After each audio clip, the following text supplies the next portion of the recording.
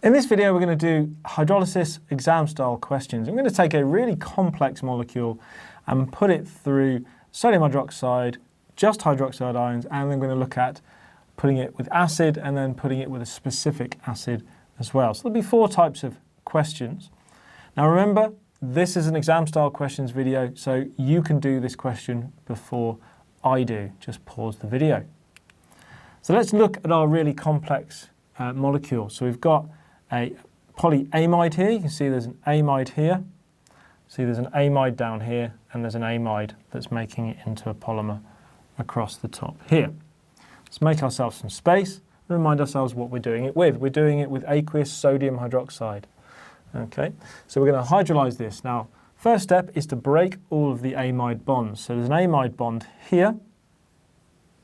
Okay, and then there's another amide bond if you follow it through here.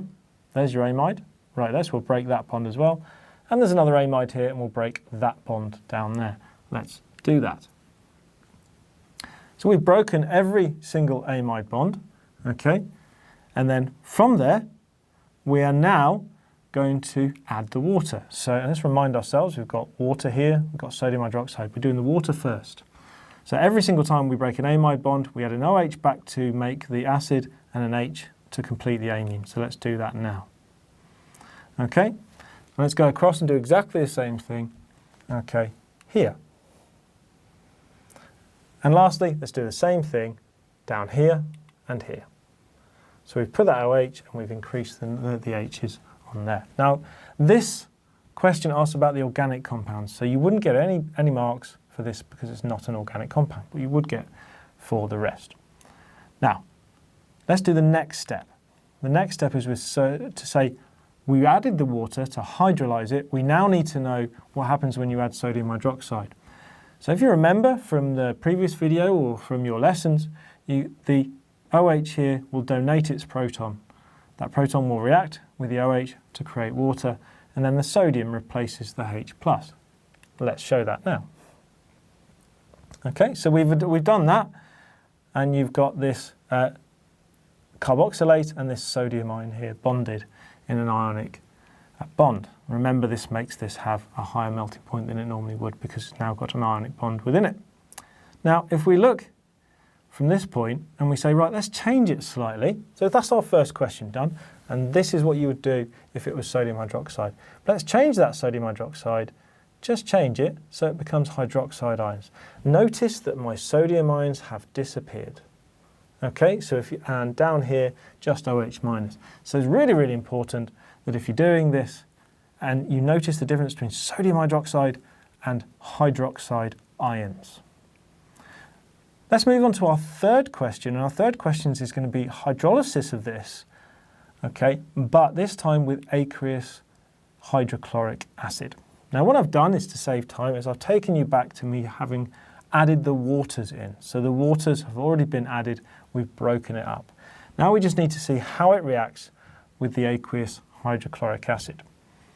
So this is where it gets a bit more complicated because if you've got hydrochloric acid, you're looking for something basic in here to react with the hydrochloric acid. So where are your bases? Well, your bases are first of all here.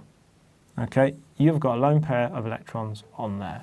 There's another base, it's an amine. Amines are bases, can accept a proton by donating that lone pair of electrons. We go across, okay, so, and again, we've got another base here because that will have a lone pair of electrons as well. And then lastly, down here, the NH3 has a lone pair of electrons as well.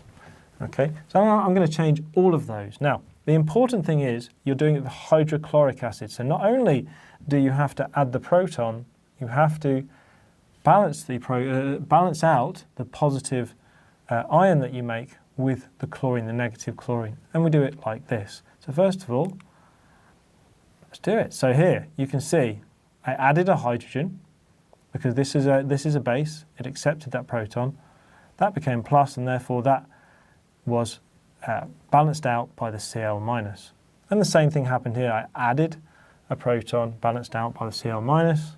Added a proton, balanced out by the Cl minus, added a proton in all the places where I saw there was a base. Now what if we change this again, but we change this so it's not hydrochloric acid, but it's just acid H plus ions, what would you see disappear? Well, you would see the Cl minus disappear because I'm just adding H plus, and there you go.